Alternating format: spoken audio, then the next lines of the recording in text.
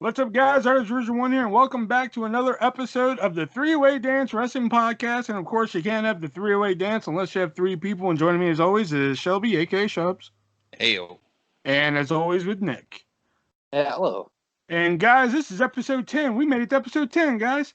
Holy shit. We're on episode 10? Yeah, episode 10.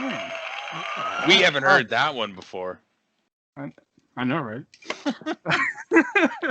But we got a pretty packed show here tonight. I've been kind of keeping people in the dark of what our main topic is this week. But of course, we're going to do the news cycle. We're going to play our It Came From eBay, and we are actually going to talk about and review. Well, we can't really play any of it because YouTube will fucking kick us to the curb quicker than WWE kicked Tate Vance into the curb.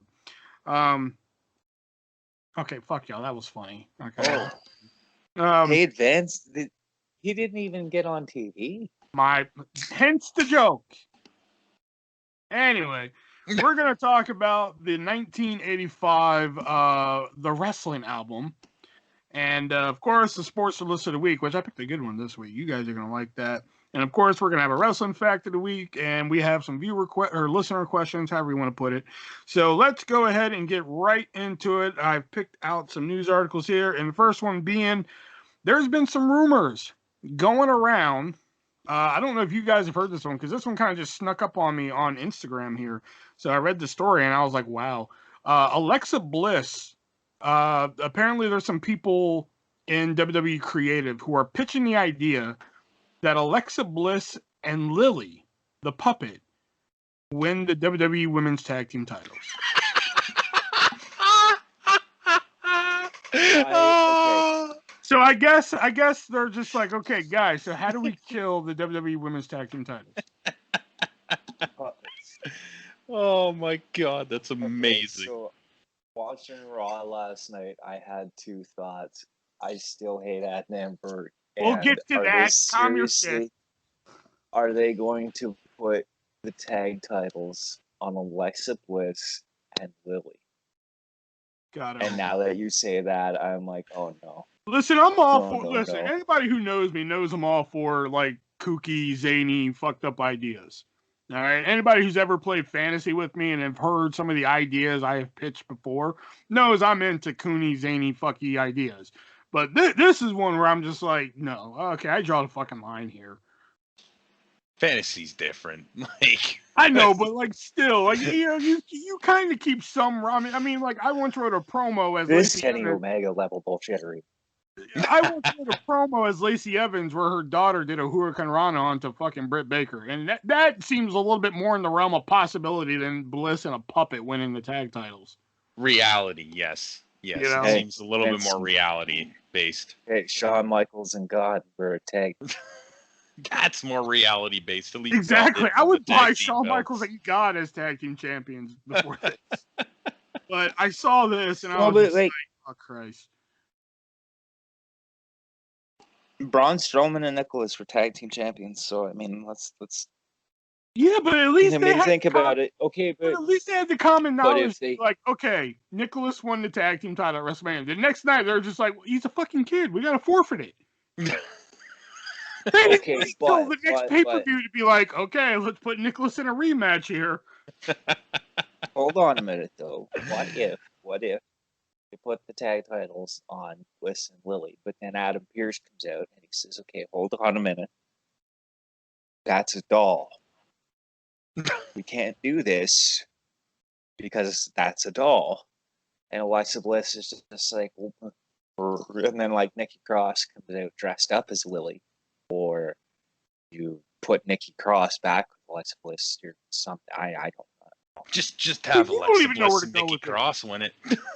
You don't even know where the fuck to go with it. You're just reaching at this point, man. Yeah. I Yeah. was trying. I was trying to You're make it. trying a little too hard on that one, man. Oh. All right. I just wanted to talk about that because of how screwy the idea was.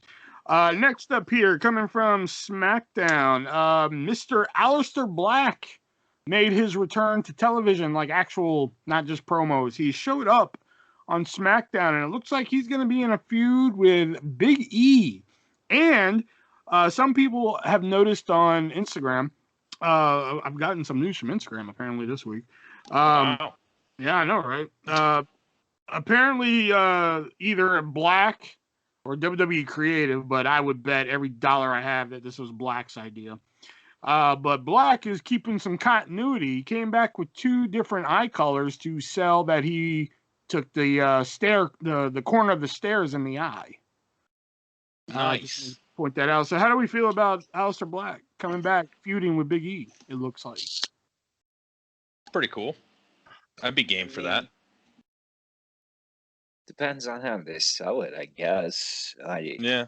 Watching that match, it was just like, why is he coming after Big E? Yeah, because And Big E then- doesn't even have the Intercontinental Championship anymore, does he? Like Apollo won it, didn't No, no Samba Simba. Apollo still he? has Saba it. Simba, yeah. You know? Yeah. Okay. Yeah. Well, that was a quick intro. I'm glad I picked 6 stories this week. So. Yeah.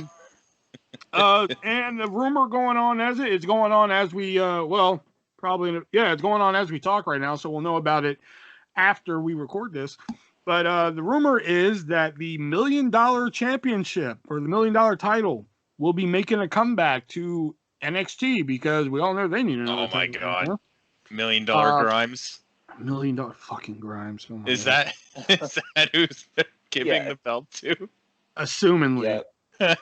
Either DiBiase is going to give it to him or Cameron Grimes is going to come out with it because as of this recording, we record on Tuesday nights for Wednesday's upload. They are going to have a $1 million show off on NXT. Oh, Lord. I'm kind of interested in it, to be honest Of course with you. you would be. Sounds a lot better Still than would've been better $1 if million Cameron Grimes. undisputed Grimes. Oh, No, God, Undisputed I'm Grimes still would've for been great. Undisputed Grimes. No, God, no. Just Well, ruin the Velveteen Undisputed Era. Grimes would be I mean, Velveteen like, because the last time the $1 million championship was on television was 2009 with Ted DiBiase Jr. And and Gold Dust. in Goldust, and they didn't really capitalize on that because, as history shows, WWE really dropped the ball with Teddy Jr. there. So the question is, if they do bring it back, can they capitalize on it this time with, unfortunately, $1 million Grimes? It's going to be short term. Do you think so? I can't see them having it for longer. I don't know. I What do only you think it start could defending work. it? And like, if he starts defending it, but he keeps it and doesn't lose it, I think that's a decent way to do it. But just to bring it in as another title belt would just be kind of pointless. I mean, they already have too many anyways. What's Yeah. next? Does he add Virgil to the gimmick too? They tried that before and it didn't work either. Teddy Jr. tried that and it didn't work. Well, you can't just rehash old shit and expect people to believe it or watch it or want to see it. Besides, that was 2009 and now we're in 2021. I think bringing in a black man to be a servant to a white man, that shit don't fly these days. I'm surprised it's 2009 rather. Well, I think in Well- 2009 you could get away with like, ooh, nostalgia. It happened in the 80s and shit. Now it's just like, what the fuck you mean a black man helping out the white man? You know. Yeah. I guess, yeah. Fair enough. All right. But, I mean, And Virgil needs work. hey, Virgil does just fine selling autographs. He All ain't right. selling autographs during COVID, yo. All right, and I want to mention this again. It's not really like big news, but I just want to mention this. As we all know, the ridiculed, I guess would be the best word for it. The much ridiculed zombie lumberjack match from WrestleMania Backlash, as we know, was promoted a cross promotion between WWE and the movie Army of the Dead by Zack Snyder, and that promotion was all over the pay-per-view. It was all over the match, and I came across some information of that today. Apparently, the WWE netted a little bit over $1 million for the promotion of that match and movie. No wonder why they did it. No, exactly. Not much wonder That's they did it. ridiculous. Yeah. That's ridiculous. Holy shit. I just wanted to point that out. Nothing really serious to talk about, but I just really wanted to point that out because I was just like, wow.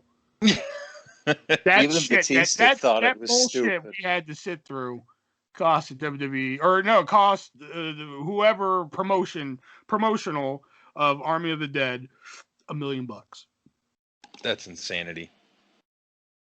That's I guess we impressive. can't make fun of it as much anymore. Yeah, we can. Still fucking stupid. It was stupid. I mean, yeah, WWE filled their pockets with the money, but still, it's still fucking stupid. Poor Scotty Too Hottie. Poor I don't everyone think Scotty probably involved. cared. Who cares I'm more about the upset others for involved? Miz. Poor everyone They got- involved in that bullshit. Okay, Miz, I feel bad for because he got hurt. Morrison, I feel bad for Miz. yes. I feel bad for Morrison. I feel bad for Priest. I feel Priest. bad for Hottie. I feel bad for I feel bad for the announcers who had to call it like it was serious. I don't turning feel into bad Cornette. for those announcers. They mark out for that kind of bullshit. I'm turning into Random Cornette. Performance Center trainees.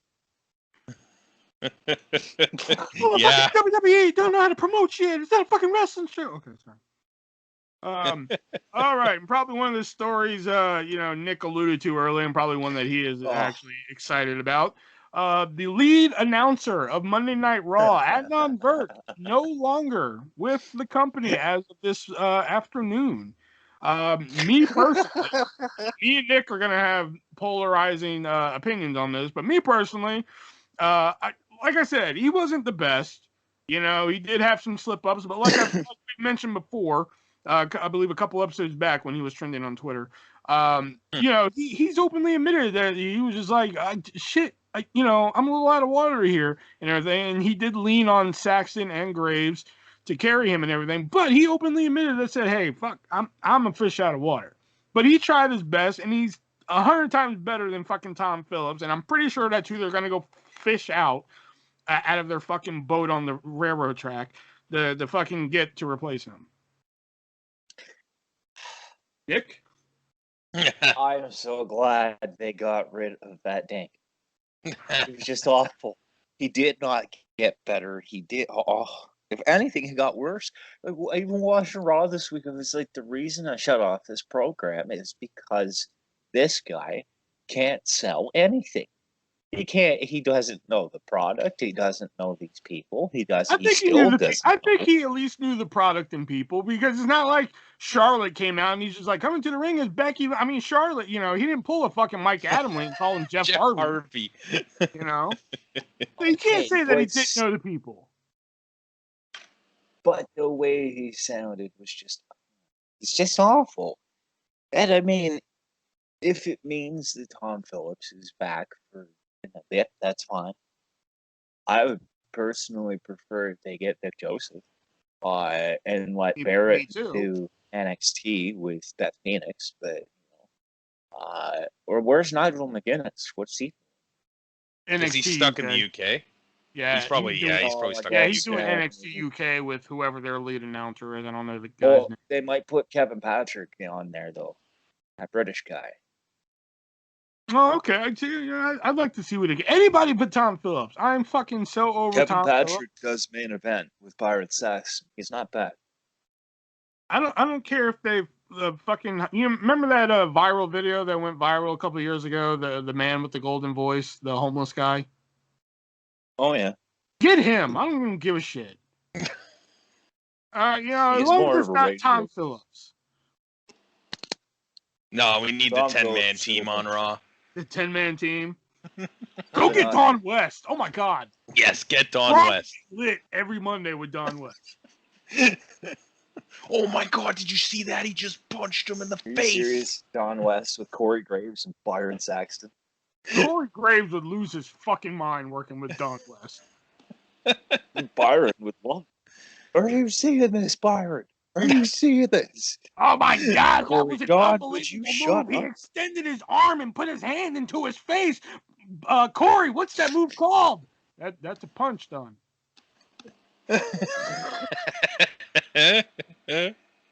Oh, so good. All right. Hey, Jeremy Borash is there too. Yeah, Don West and Jeremy Borash. There you go. And then with the fans coming back, they'll have him chanting TNA and shit. Yeah. I don't think anybody chants that anymore. Yeah. Oh yeah, I didn't put that on the news. Well, we'll talk about that real quick. Fans coming back in July. Excited? Yeah. Yeah. And Shelby sounds excited. All right. It'll make the product more watchable. Yeah. Yeah. I probably won't be going for a while, but I mean, even if they do come to Canada. They won't be coming here anytime soon, man. Yeah. They can't do. Aren't the borders still closed up there? Yeah. Yep. Yeah. Well, they're supposed to be. The bounties up there are still like, you ain't coming in here, eh? I tried going to Canada. They stopped me. They were like, "What's your business in Canada?" I was like, "What's your business in Canada?" Okay, there. That '70s show. Leo. Is it Leo? Yeah, I couldn't remember who said it. Canada, what? All right. That is a good episode. In Canada. All right, now for the topic that that I'm gonna fucking lose my shit on with you two. Oh boy.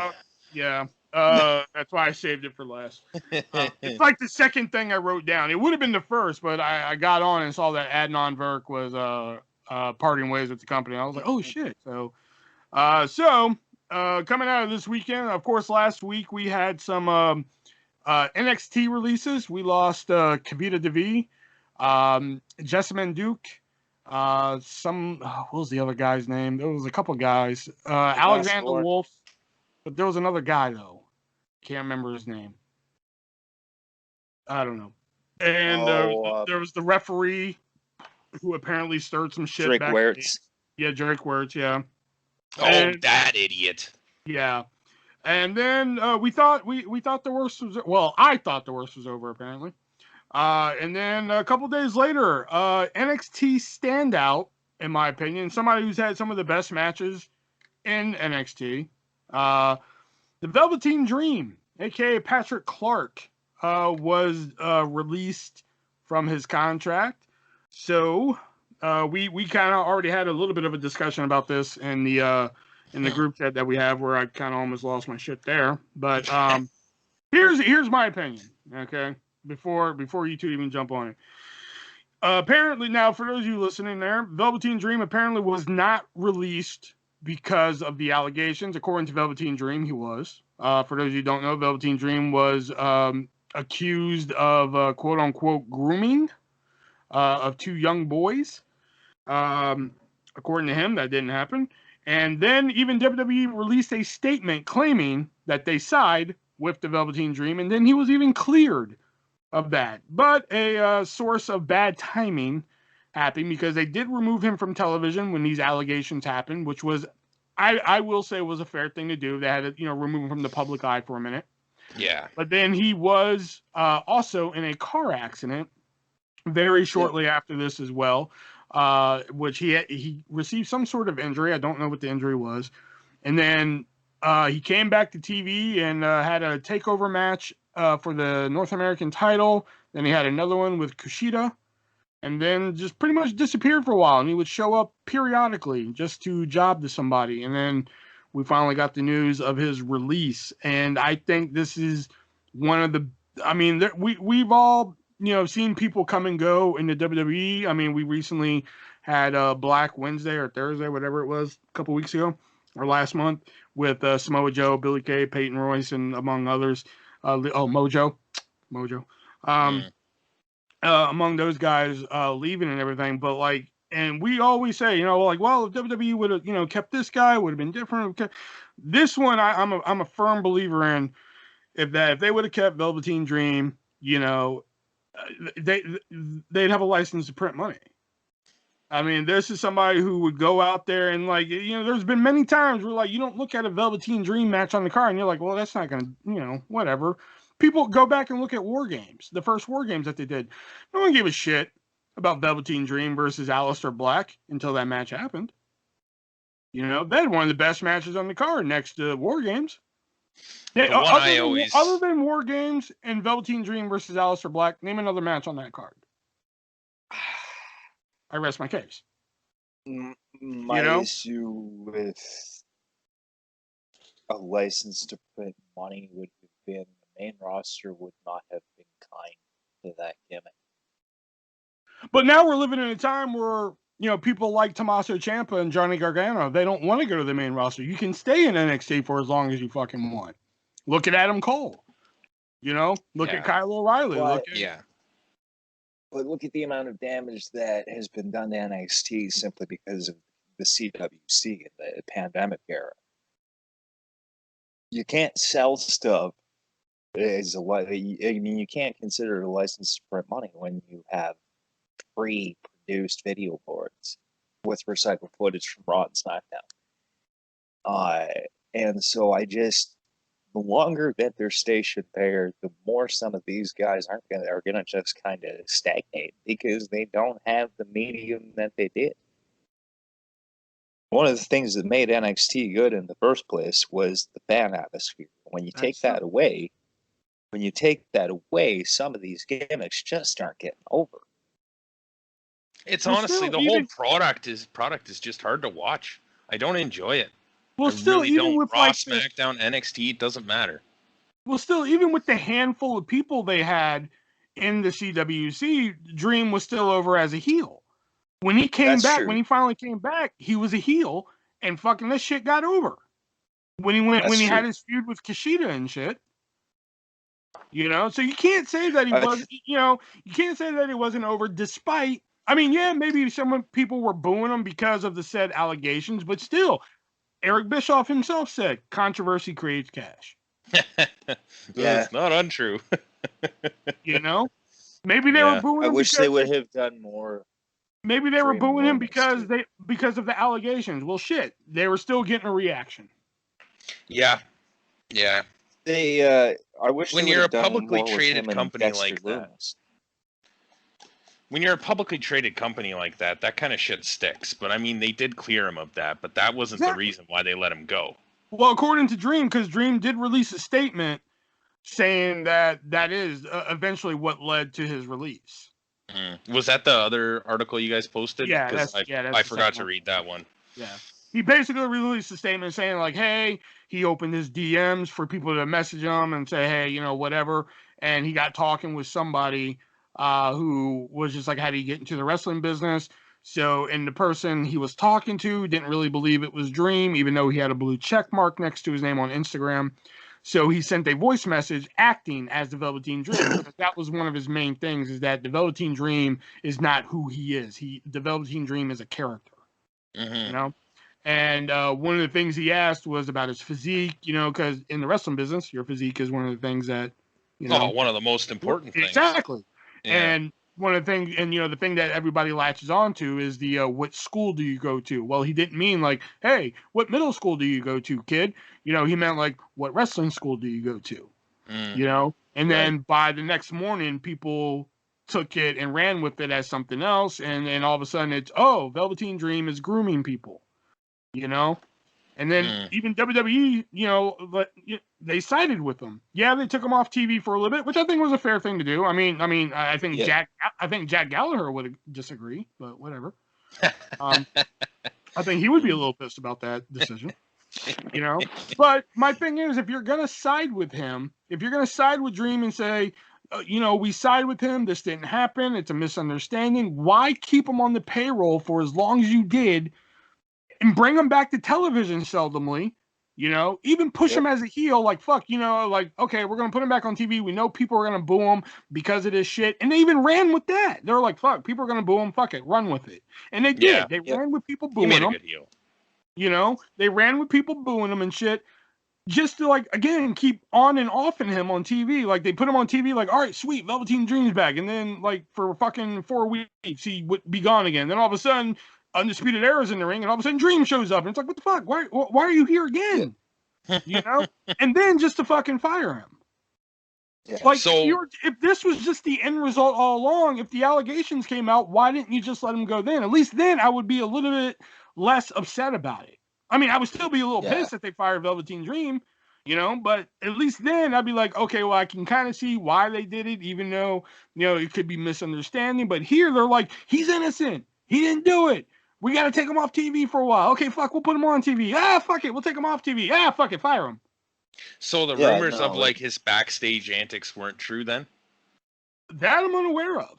Okay, because I've heard that he did like not, he was he did not address that in his in his statement. right. No, yeah.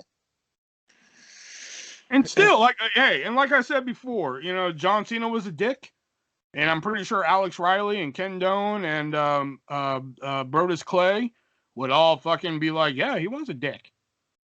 Yep. Because look what happened to their pushes in the company. Yep. I think you have a right to be a dick when you're that good. Uh, This is me personally. yeah, yeah.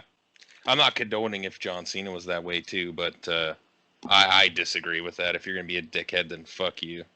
And I mean, again, they're just allegations. He hasn't said anything, as far as I know. WWE hasn't said anything about it, so you know, they could be false. They could be untrue. I don't really know, but if that's the reason they let him go, because he's not a team player and he wouldn't get along, then fuck him.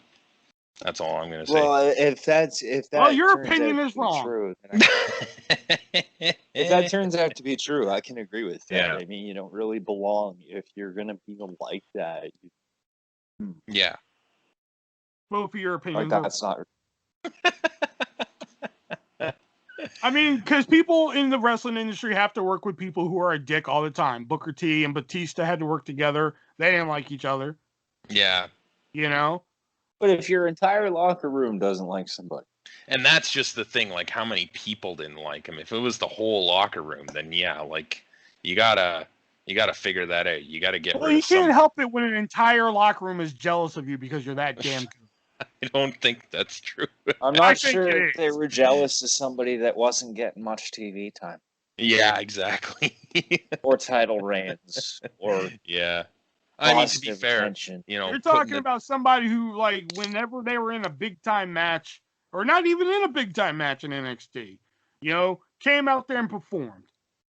You know, I mean, y'all went and saw a Velveteen Dream match live, and y'all shit on the match, and I was just like, what the fuck else did y'all want He from this didn't. match? What y'all want him to do? Pull out a gun and shoot the other two people? That was an astounding match. would have been entertaining. That match wasn't that good live in a live. Your It opinions are was wrong. not. It wasn't. I'd agree You with weren't that. there, man. Yeah. The best part was Velveteen Dream's entrance. It wasn't even Yeah, him. It was coming the out to the cheerleaders mouthy. for the Toronto Raptors. Yeah. Yeah. That triple threat was amazing. I don't give a fuck what y'all say. It's only good for Pete Dunne. Sorry, and he didn't even win.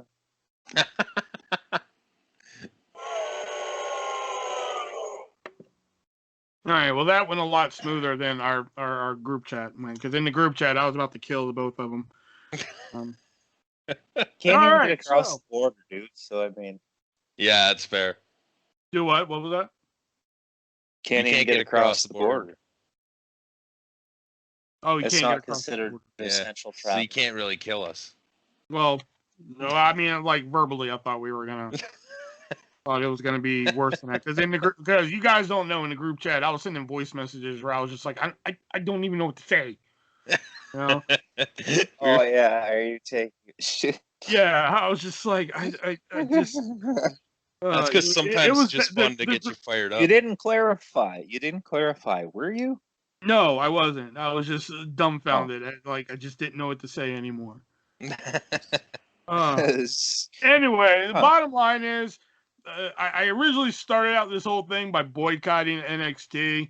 Maybe I'll just watch clips from now on, but I'm very fucking pissed about this decision. I think they're losing out on a fuck ton of money. Karrion Kross is still there. Yeah. I'll find. Yeah, don't worry about it, man. Karrion Kross still there. I'll find a way. You don't need Velveteen Dream. I'll find a way to get across that border now. Gets a work visa to work somewhere over here. That'll be a just to different cover That'll be a different conversation at the border now. What's your business in Canada? To kill two people? I'm sorry, pardon. Yeah, pretty much. I mean, what's your business in Canada? They're just like, please go ahead. Don't forget to quarantine. Oh Lord. All right, so that was the news for the week, and that actually went smoother. That was the one thing I was just like, this is gonna be fucking hell when we get to it. But that was news for the week. So let's go ahead and get into our favorite game, and that is it. came from eBay. Yay! I'm still in the lead. Yeah. 3-6, I think. 6-3. Yeah, I've 6-3. lost 2 in a row. All Yeah. right. Let's see if we can make it 3 in a row here. Let's see. So the Let's first see. one here. Let's go softball here. Let's do a little Sid Vicious here. Let's go softball. And that is an empty 1999. It's empty. I mean, there's nothing in it. It's a WWF Stone Cold branded beef jerky package.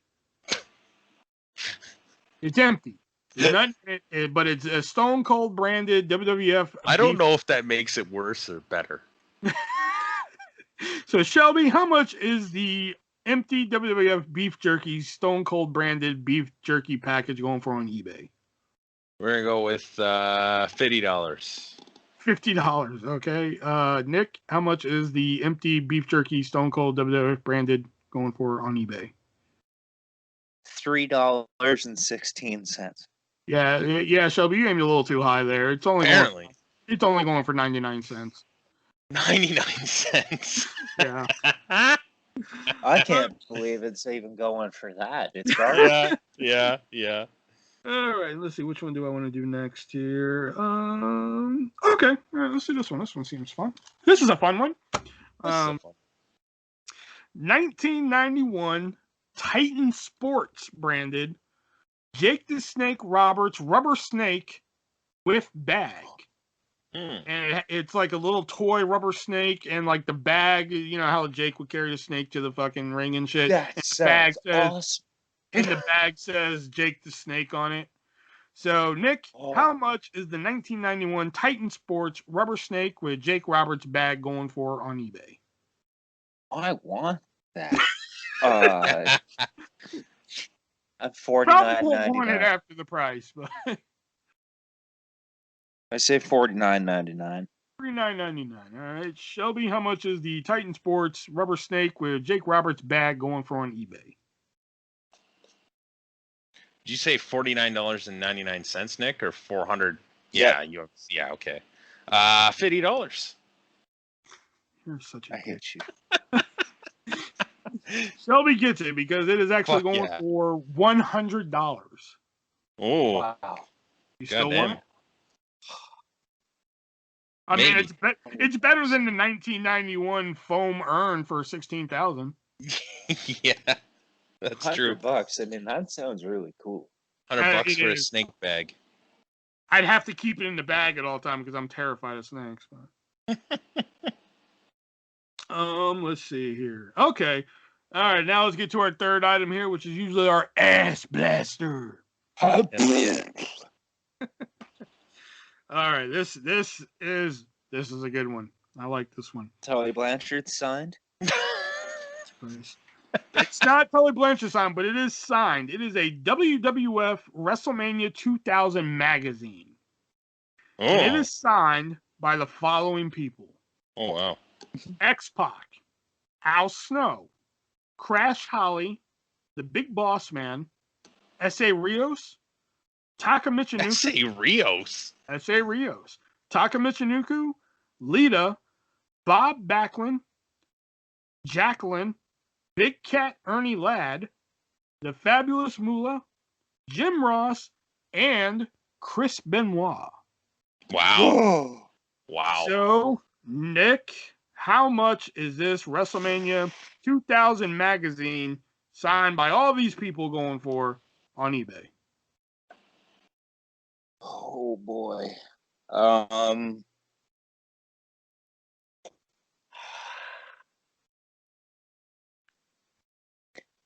$23,462.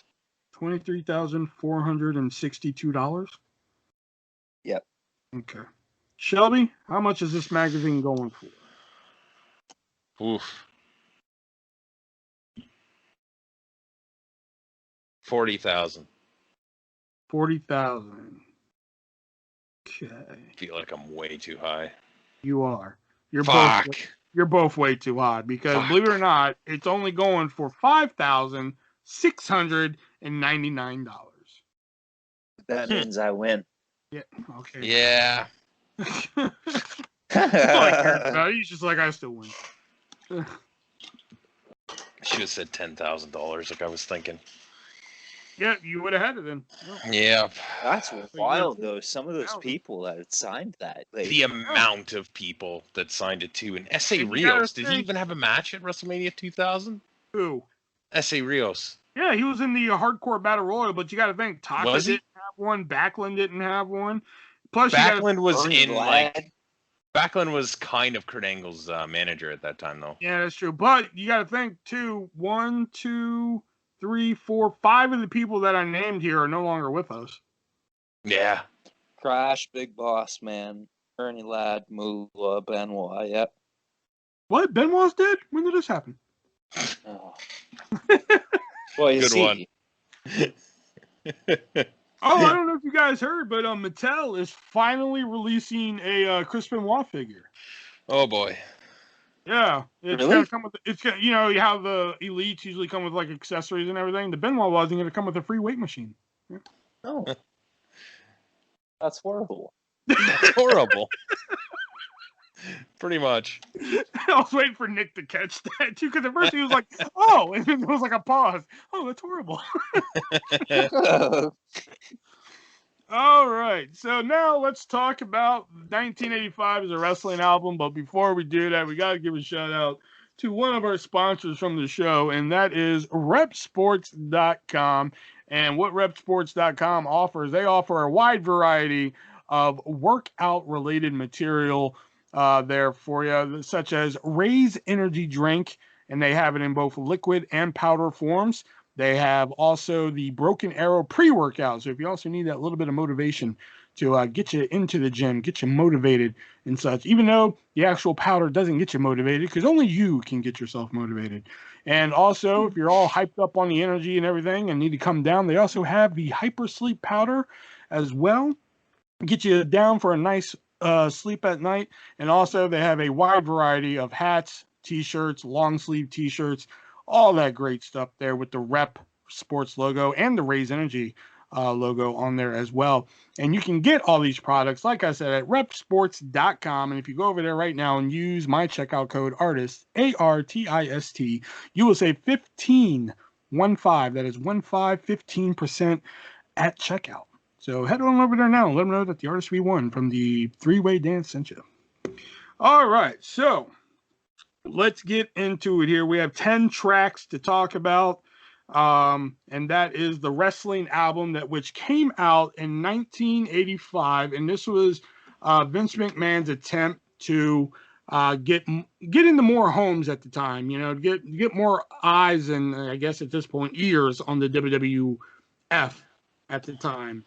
And just a quick couple notes here. The wrestling album peaked at number 84 on the top 200 Billboard charts. It did have 3 singles. None of them received any heavy airplay, and none of them even cracked the Billboard Top 100. And I think that's all the information I could really find about this, unless Nick found something. We'll probably talk about that more, because Nick is actually our music guy here at the Three-Way Dance, because he actually does a radio show up in the Great White North there. So let's go ahead and get right into it with track number 1, which was Land of a Thousand Dances? Is that what it was called? Yep. Yeah, that was track 1. So Land of a Thousand Dances, which was basically just a lot of the roster at the time in 1985. Oh God. This was just horrible to listen to. This was when I was just like, I'm really regretting this idea. Yeah. Yeah. And it wasn't the first time that I said, like, I'm regretting this idea. Because it was terrible. The first thing I wrote down here was Roddy Piper can't sing. Oh, I disagree on later though. Yeah, not at all. Yeah. Oh, really? Oh, Yeah. we're gonna fight on that then. Plus, I wrote down here, it's just one long, overcrowded promo. Yeah, pretty much. That's like Yeah, incoherent and just terrible. I wrote down, oh no, and then I also remember just the hot tour in the middle of it, and I was just like, well, that's the best part of this track. Why? My last note I wrote down was just hard to listen to. Yeah, Yeah. it really was. There was nothing like that I remember specifically from this song. It was kind of just going on in the background, and I was Yeah, it was just like, Yeah. let's see how many wrestling catchphrases we can get in here. well, it was basically, and I mean, there were people in this that had Yeah. other songs too, but for the most part, it was just like anybody who didn't have a song on the album. Hey, come on in. You know? Like Rowdy Piper just Yeah. kind of flips at the end, which I mean, to be fair, he had every right to do because I would have flipped shit too if I were in this. Jesse Ventura on this album was actually hilarious, though. Yes, and that's something I did not know when I first sat down to listen to this because like I didn't write down any of this until, well, I still haven't written it down, but like I sat down to listen to this and I didn't know there was bumpers at the end of the song. At the end of the song, featuring Okerlund, McMahon, and Jesse Ventura until I sat down and listened. I never knew this until I sat down to listen to it, and I was just like, "Oh, okay, well, they were somewhat comical." Yeah, Okerlund and McMahon were hard to listen to, especially some of them McMahon. were a little over the top, Jesse Ventura. But that leads us into the second track here, which was Jesus Christ. Junkyard Dog with Vicky Sue Robinson with the song Grab Them Cakes, which was actually written by David Wolf. God damn it. First thing I wrote down here was just too much goddamn spelling. Did he really need to spell the whole fucking song? Yeah, he did. I wrote down, I want cake. I want cake. Like THENGRABTAK. I'm like, God damn it! Like, fuck. Yeah. What am I listening to a wrestling album or a fucking also- episode of Sesame Street? Vicky Sue Robinson saying "Turn the Beat Around." Really? I think that was that song. Hang on, I have to. Here, I can just click it right now because I have the Wikipedia page pulled up. Yep. Turn the beat around. Yep. Yeah, I thought that's who it was. Plus, I wrote down, you know how today we look at a girl's ass and it's just like, damn, look at that girl's cake and shit. I wrote down, did JYD invent the term cake? Oh shit! I didn't think of that. Because I didn't hear this term until like later in life. Like, oh man, that girl got some cake on her and shit like that. But then here it is, 1985, and Junkyard Dog's talking about grabbing girls' asses. Which when was that a part of his gimmick? He's black. Well, I know, but like still, I always knew the thump was like his like gimmick, and he thumped people with his ass and shit like that. But like, I never saw like a Junkyard Dog match where like he grabbed somebody's ass. Now all of a sudden he's singing about grabbing ass. That was like a real like, huh? I was like, shit, you might as well just start singing about fucking watermelon and fried chicken now. Yeah. He was black in the 80s, and that's how he was portrayed. Oh, he was black in the 80s? What was he in the 90s? Half black. Oh, okay. He got lighter as time went on. And then after I wrote down the JYD invented the term cake, I just wrote this awful. I forgot to write it. I forgot to write is. That's how that. Awful. I forgot to write the word is because I was like, this is terrible. It was pretty brutal. The first half of this album was pretty bad. The first half? Yeah. I honestly didn't mind the second half. Oh my god, okay. Nick, any thoughts on Grab Them Cakes? Again, I wrote down, I want cake. That's it? That's all you have? Yep. Okay, all right. Now moving on to the third track, which I learned something about this I fucking never knew. Wyndham and Rotunda. Yeah. Yeah. I didn't know that either. Blew my head. I was like, whoa, wait, what? Yeah. So it makes sense. The third track is probably I'll tell you. The third track is probably the most iconic track on the album, and that is by Rick Derringer, credited as the group Derringer in this. And it is Real American, which we all know and love today as Hulk Hogan's theme song. But apparently this was actually made for Mike Rotunda and Barry Windham's tag team. And at first, I didn't plan on writing any notes down for this. I was just going to leave this blank. But then, like, once they said, oh, this is for Mike Rotunda and Barry Windham, that's all I wrote down was Mike Rotunda, ? Barry Windham, ? I wrote down Wyndham Rotunda question mark. Yeah. Oh, I did not know that until, and apparently the reason why I did a little research, and apparently the reason this song was for them, and apparently they bolted to the NWA shortly after this album came out, so that's why it switched to Hulk Hogan. That makes Makes sense. sense. Could you So- imagine if they stuck around and they didn't use it for Hogan though? And they Well, used that actually, other theme that was on here that was Hogan's? Yeah, because There's- we'll go ahead and do that now, because track 6 is actually called WWF All Stars, and it says Hulk Hogan's theme, which yes. which I wrote down. When was the switch? I don't So- know. Sorry, Nick. Oh no. Yeah. Go ahead, Shelby. I was watching some of the wrestling challenge videos from like '86 and stuff, and like he does use that theme. I don't know when the switch is. Yeah. The switch that I can figure out would be sometime before WrestleMania 3. But here's some cool trivia on that. So the composer of that track was legendary late composer Jim Steinman, who worked a lot with Meatloaf and Bonnie Tyler, among others. Bonnie Tyler actually put lyrics to that composition and titled it as a song called Ravishing. It wasn't released as a single. It was an album track. That might have something to do with it actually, because that was in late '85. She did the lyrics to it to release in '86. So Hogan probably switched the theme around mid '86 into '87. Yeah, it was actually for Bonnie Tyler's '86 album, Secret Dreams and Forbidden Fire. That's it. All right, so we had knocked out, but here's the, like, since we're talking about number 6 here, and we'll skip over it when we get to it. But here's the thing: I'm glad Hogan ended up with Real American, because it's iconic with him. Because to me, the WWF All Star theme just seems like generic. I wrote down generic movie montage music. Yeah. Like whenever you see like if you were watching somebody like train in a movie, or like just like a serious montage in a movie, it just seems like the music that would be playing over it. Yeah. I can agree see with that.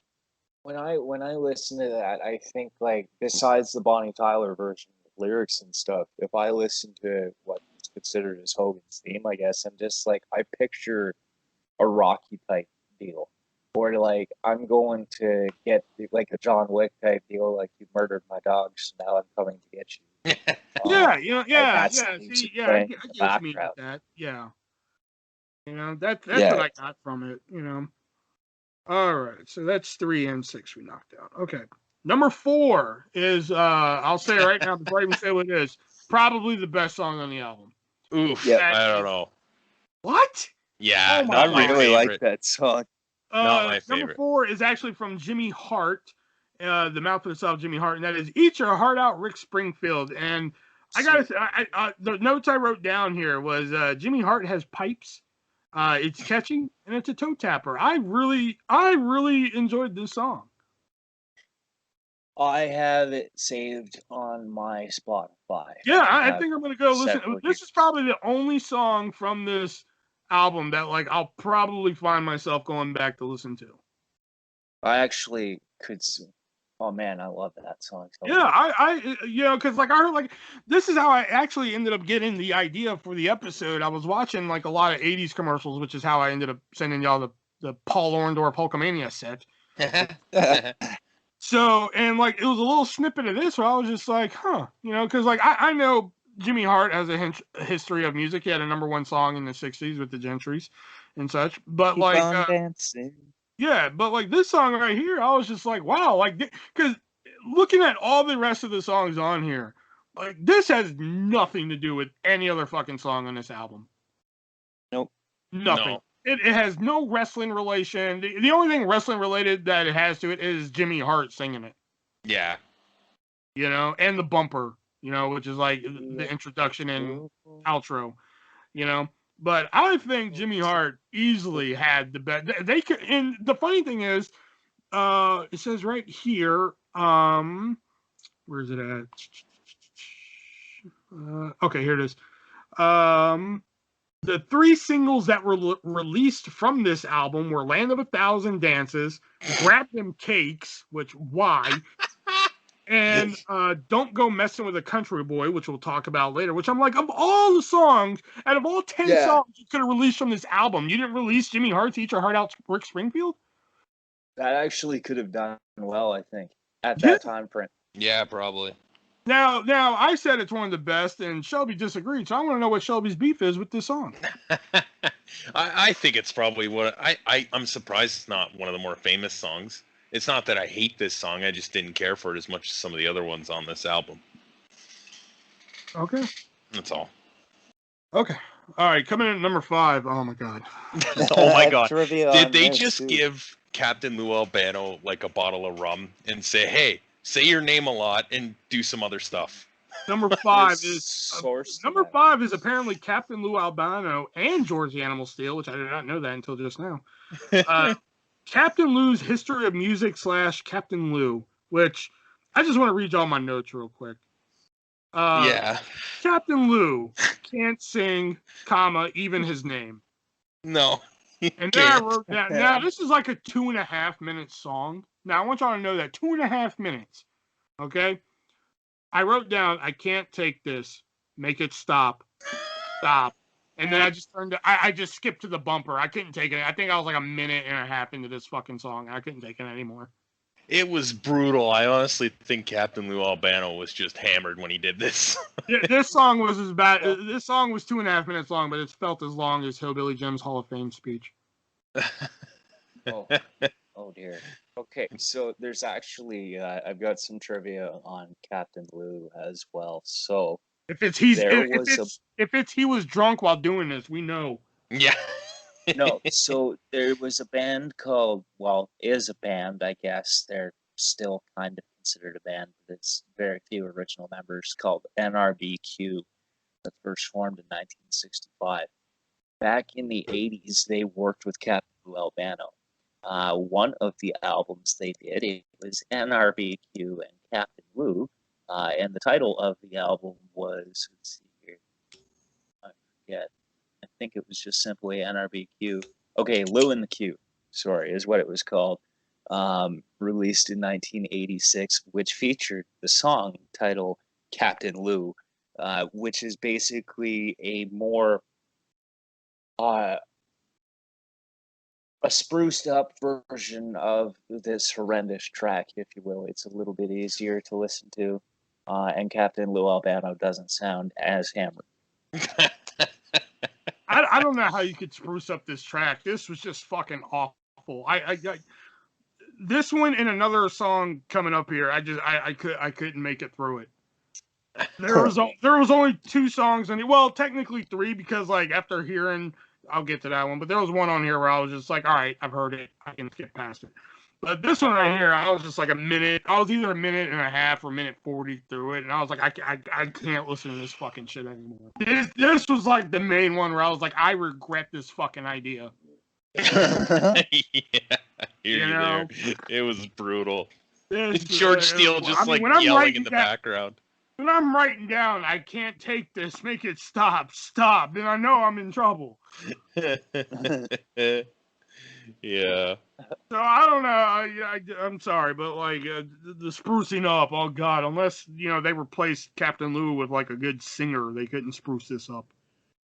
There's not as much of Captain Lou in it.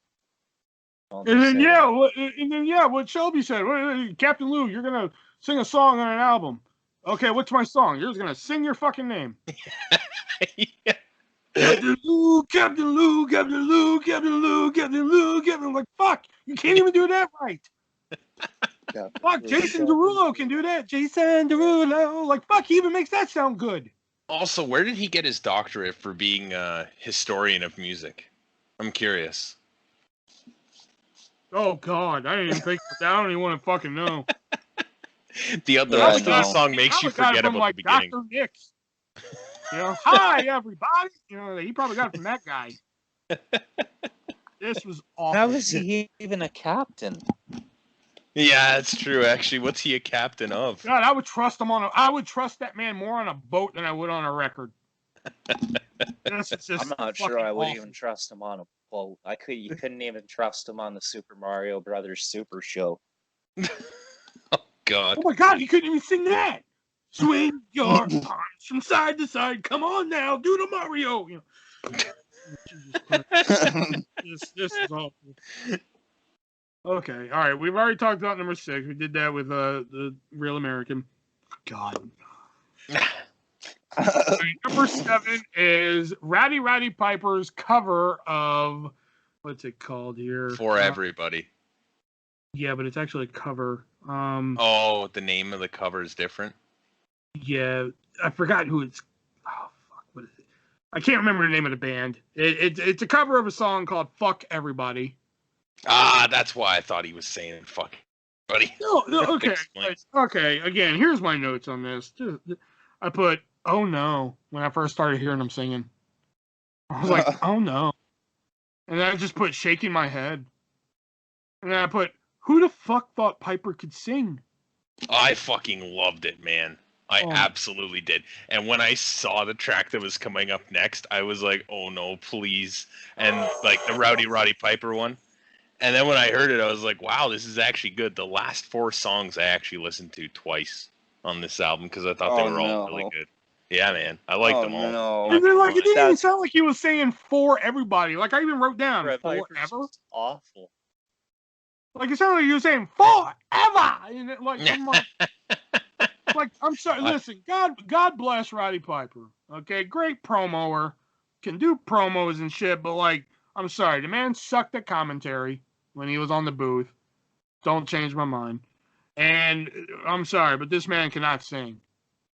Again, like, singing did. No, it was bad.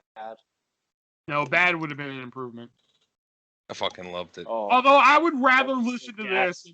Like, if you put me in a room with a song on repeat, I would much rather listen to this than that fucking Captain Lou song. Yep, for sure. If they locked me in a room and said, we're gonna play Captain Lou or Roddy Piper's For Everybody on a loop for 24 hours, and you have to choose, I'd be like, fucking play the Roddy Piper song. Because if I have to listen to that Captain Lou, I'm gonna figure out a way to blow my fucking brains out without a gun. Yeah. This song was awful. Fucking yeah, it was bad. Ghastly, if you will. Again, I stopped like halfway through. I was just like, "Fuck this! I can't do it anymore." Again, I don't know how long skipped the song the next was, but it wasn't short enough. I stopped halfway through the next one and skipped on to the next one, and then regretted that. Oh, here it is. Here it is. It was a cover of Mike and the Idol song. Fuck everybody. That was the. That's what it was called. All right. So the next song here is a cover. Honest to God, another Honest to God cover of Little Richard's Tutti Frutti, sung by Mean Gene Okerlund. Which, again, I heard a snippet of this when I was, finding out about Paul Orndorff's Hulkamania set. This one, after fucking hearing Piper sing, I was like, "Oh great, I'm in for a treat here." You know, I had the lowest of expectations going into this. Yeah, I had the lowest of expectations going into this. And I wrote down here, but once I started listening to it, I was just like, "Oh, okay." And I wrote down here, I was like, "Mean Gene having fun." Yeah. As you could tell, he was having a fucking blast doing this. Yeah, it was good. I liked it. I wrote down, though, Gene Okerlund was not and never will be Little Richard. Well, no. Yeah. And then I went and then when I skipped on to the next track, I was like, oh no. See, I think we're gonna have different opposites there. And this is the other track that like I skipped because I was like, okay, I know Tutti Frutti, Mean Gene's having a blast here. I get the idea. Fucking, I'm gonna call it. But like, there was a note that Mean Gene hit. I forgot what note it was, but like he went like, Tutti Frutti. Like I can't remember what note it was, but I just wrote Mean Gene getting it because he was just having a blast. All right. So coming in at number 9 is Hillbilly Jim's "Don't Go Messing with a Country Boy," which again, considering half of this album, I wrote down here I wanted to hate it because I was just like, you know, considering his Hall of Fame speech, which I'm pretty sure is still going on right now. I wanted to hate this song, but I gotta admit, this was kind of a toe tapper. Yeah, I liked it too. I thought it was pretty good. I got a big time John Denver vibe from it, but otherwise I hated it. Like, I wanted to hate it because I was like, this is great, you know, considering how this album has been so far. I was like, all right, Hillbilly Jim singing a country song, which, I mean, makes sense. It's probably the one that makes the most sense out of everything on here. Well, that and Jimmy Hart. Well, I mean, Jimmy Hart didn't really have a genre. I mean, I guess. You know, I mean, like on paper, oh, Roddy Piper's gonna sing. Like, what? Okay. Yeah. But and another fun fact: the singles that I mentioned earlier. I just want to mention the B-sides for each of the singles. Grab Them Cakes, all of them. All the B-sides were Captain Lou and Roddy Piper's track. I just want to mention that, which I'm like, oh, great choices. Oh, wow. So you got both of those. Yeah, those on were the the B-sides. For each Gross. single. But they didn't pick a different B-side for each single. They went with they were banking on those two. Yeah, apparently, eh? Wow. All right, Captain Lou. Captain Lou. I'm gonna be singing that in my sleep. And the last track here was by good old Russian Nikolai Volkov, "Kara Mia." I expected to hate this one. Me too. Good. Yeah, me too. Yeah. I wrote down low expectations, quite decent. I like the nice 80s synth in there. And I was like, I can't believe that Nikolai's singing voice is better than his speaking voice. Yeah, he's got a really deep voice, eh? The only thing I wrote down was Pet Shop Boys vibe, which goes with the 80s synth. But his singing voice was quite nice. Yeah, and breaking into the Russian national anthem was great too. You know, because I was just like, God, because you know, I had like, let's see here. Okay, I hated the first track. I hated the second track. Third one, we all know. I like Piper. I hated fucking Captain Lou. Generic number 6. I hated 7. 8 was decent. 9 was decent, and the 10th one was good. So like, this is like a mixed bag of an album. So like, coming into number 10, I was like, great, Nikolai Volkov. That's just what I want to hear to cap off this fucking album, you know. But I was just like, wow, this is actually pretty fucking entertaining. Yeah, it was. It was actually really good. You know, really I want to note that music reviewer site AllMusic only gave this album 1.5 stars out of 5. Wow. Not surprised. You know? That's being generous. And there is also a follow-up album to this. It was Pile Driver, the wrestling album too, which maybe we'll do an episode on that one day. So overall, let's use the 5-star system that AllMusic does.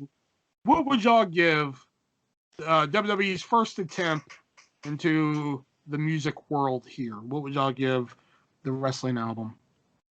A star, and that's being generous. 2.5. I'll say 2. 2 out of 5. Only because Jimmy Hart's song was actually really entertaining, and that's probably the only one that I'll probably go back and listen to, and maybe Volkov's to be ironic. You know? Tutti Frutti was actually a lot of fun. That'd probably be one I'd be like, fuck, you want to hear Mean Gene sing? Listen to this. Yeah, that'd probably be one. You want to have Mean Gene? You want to hear Mean Gene just have a ball? Exactly. You want to hear Mean Gene just have fun here? Listen to this. You know, I'll probably never listen to the Hillbilly Jim one again because I was just like, wow, okay, that was actually quite decent, but it's not like, you know, it's kind of like the Hillbilly Jim song. The Hillbilly Jim song is kind of like a movie that like you watch and it's like, wow, that was a really good movie, but you never go back and watch it again. Yeah. You know? With Hillbilly Jim's song, You might as well listen to Thank God I'm a Country Boy. That's I mean, why I never... Also, Hillbilly Jim was kind of bordering Captain Lou's song, on which that means like they just kind of gave him one line to sing and just kind of ran with it, but Yeah. it sounded a lot fucking better than Captain Lou's. Yeah. Yeah. You know? He just sang like, "Don't go messing with a country boy, country boy, country boy." I don't know why he sounded like he had Down syndrome there, but whatever. But oh my god, like this was a mixed bag of an album, and like it is a quick listen, you know, Yeah. especially if you It's skip like half of 35 it. minutes. Yeah, especially if you skip some of the songs like I did, or skip half of them, because like I barely made it through Captain Lou and I barely made it through Piper's For Everybody. Which I was watching Brian Zane's Wrestling with Regret and on this for some research, and he actually brought up a good point, and that is, I wonder how many times in the recording did Piper actually say "fuck everybody" before he actually got it right. That's funny. Fuck everybody, Piper. That's not the one we're doing. We can't do that. Damn it, Roddy. Oh, I'm sorry. Let's go again. Fuck everybody. Damn it.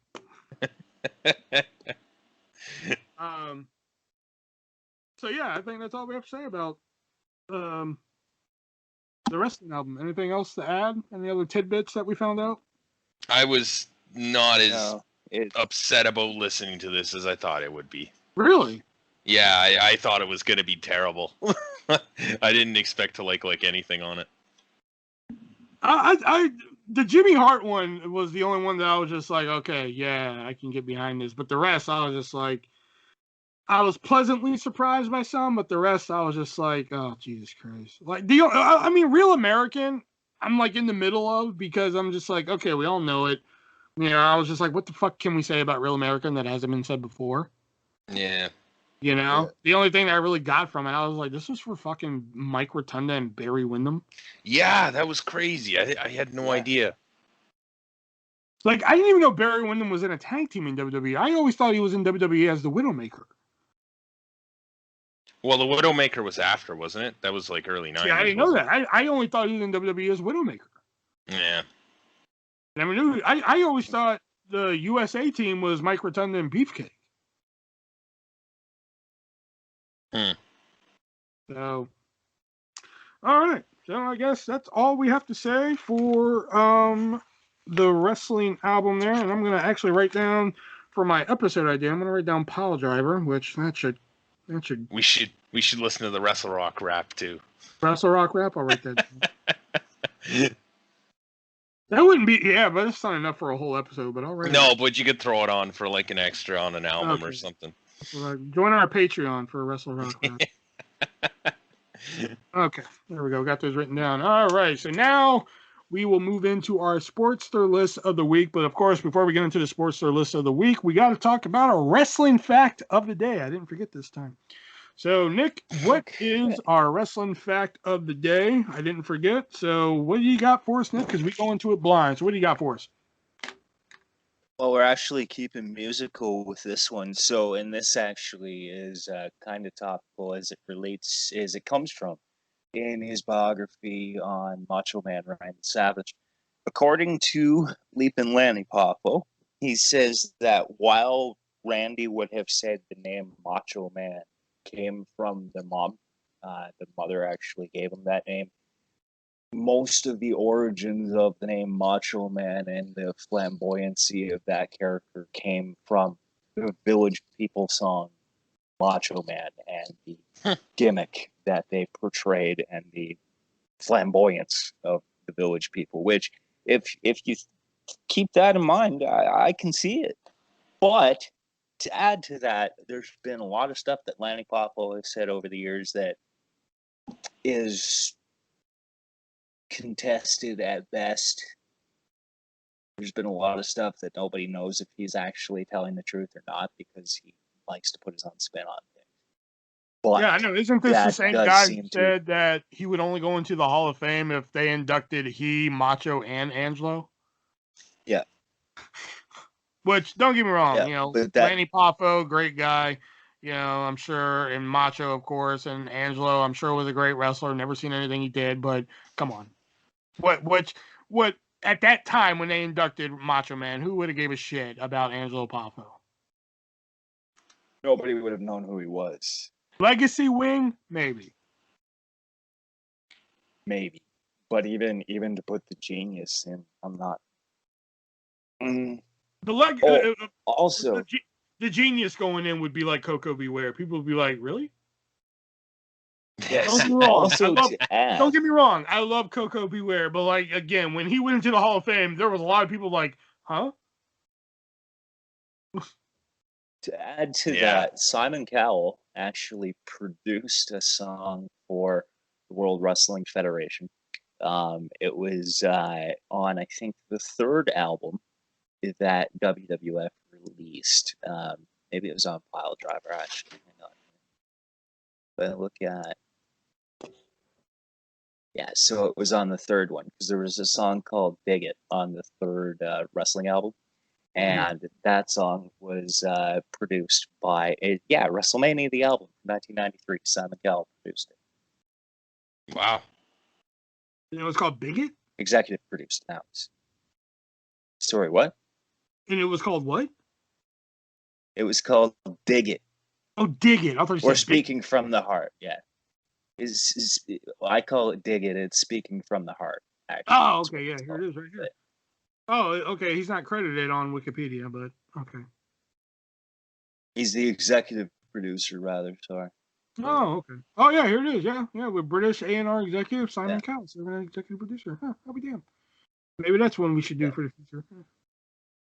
Although, no, these are mainly just theme songs. We wouldn't have a lot to say. No, you don't want to listen to that. It's horrendous. Like, really bad. But it has Tatanka's theme. You love Tatanka. That was a joke. You love Tatanka. You love Tatanka.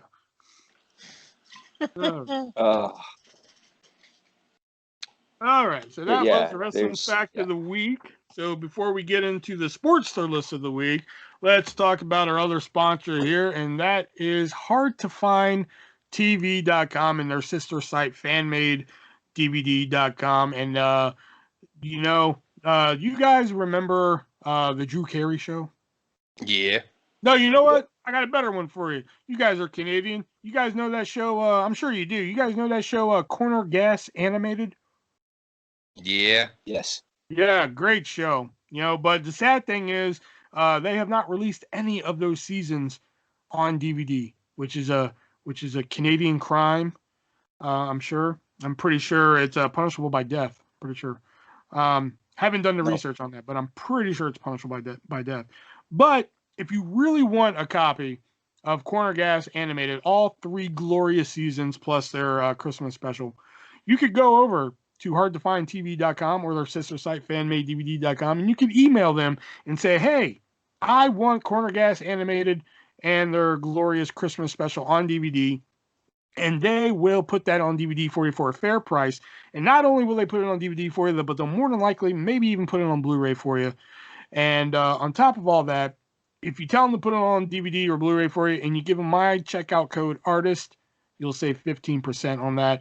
And if Corner Gas Animated is not your show, they have hundreds, literal hundreds, maybe even 1,000. Maybe even 1,000. I could be guesstimating there. They might even have Kim's Convenience. You guys like Kim's Convenience?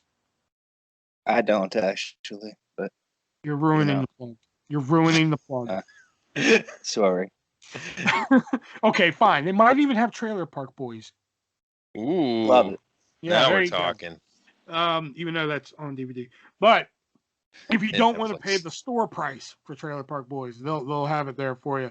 And if you use my checkout code ARTIST, and of course, if you look all throughout their website and for some reason you don't find something you want, you can email them a request. And of course, if for some reason at all you email them that request and they don't have that request for you, of course, if they don't have it, you don't need it. And if you use my checkout code ARTIST, you will save 15% on both hardtofindtv.com, which only takes Amazon Pay at the moment. But if you like to use PayPal or your credit card or cryptocurrency or no, they don't take cryptocurrency. I'm kidding. But you can go over to fanmadedvd.com, use my checkout code there as well. ARTIST, save 15%, and get what you're looking for. All right, so let's go over to the Sportster list of the week, which I picked a good one. I almost had a different one. It was the top 10 weirdest WCW match finishes. Yeah, but in the middle of the list, they kind of give you like an advertisement for like another list. So I thought this one was kind of fun, and I figured it'd be up your alleys here, and that is the top 10 best war game matches. Hmm.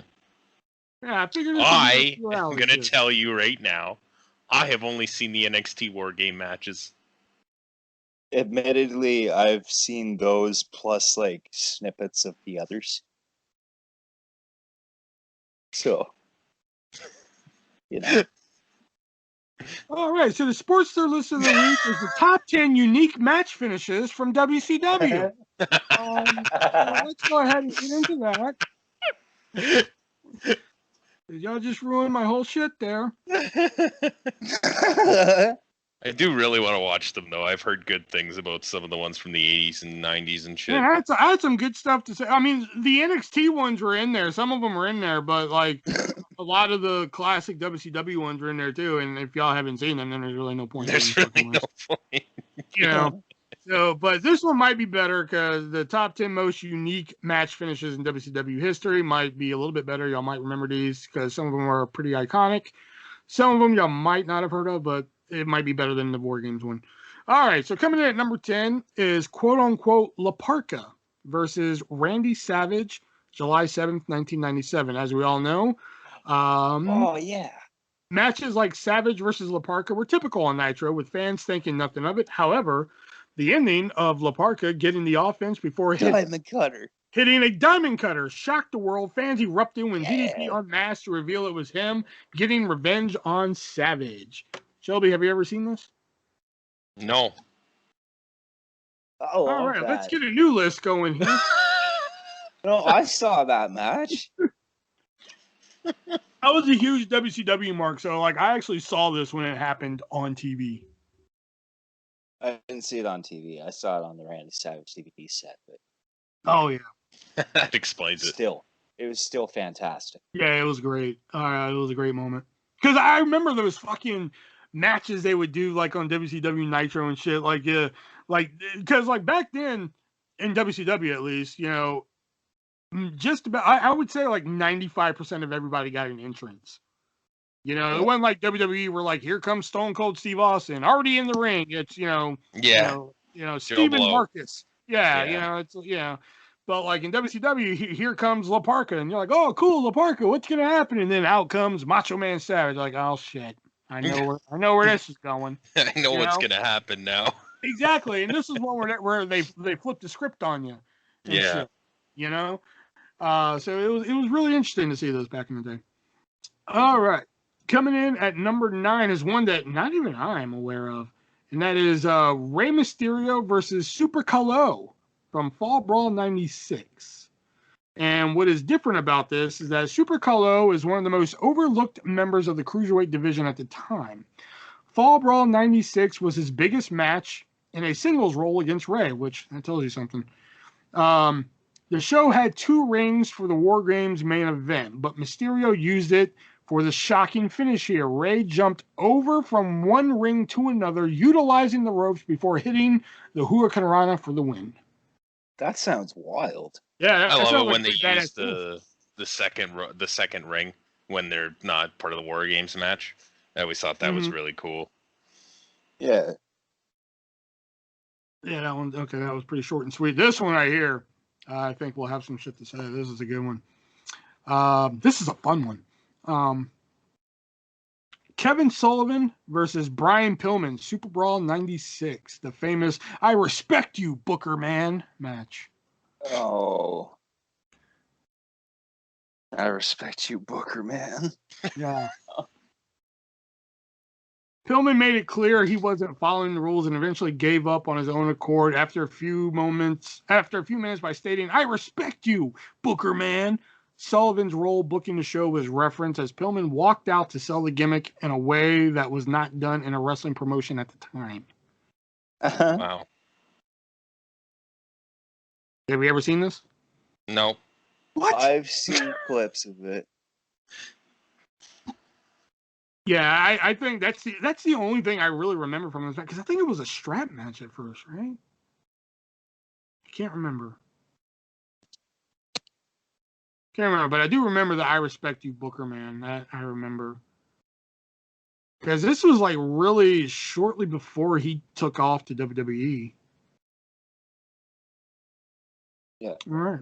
Nobody has anything else to say. Okay.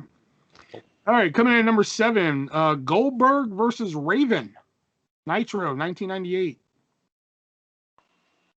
Who versus Raven? Goldberg. Goldberg. Oh. Who got hurt? It's not